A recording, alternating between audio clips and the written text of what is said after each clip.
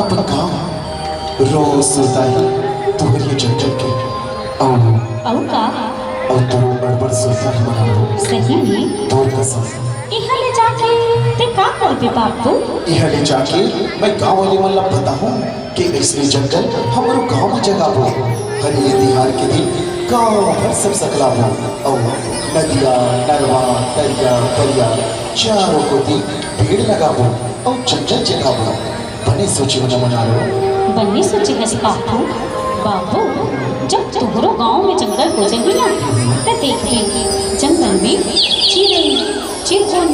बकवा भालू मिर्गा मचूर सबकी अपनी अपन बसेरा हो जाएगी। और सावन के महीना में जब मजूर नाची ना बाबू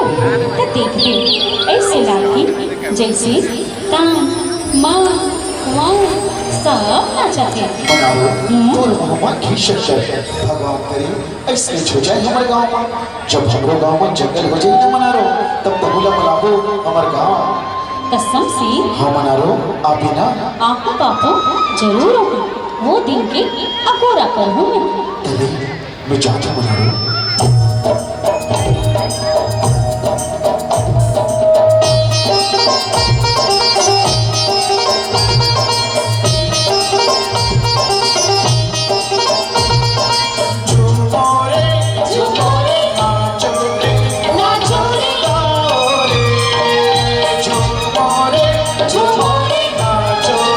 आज आके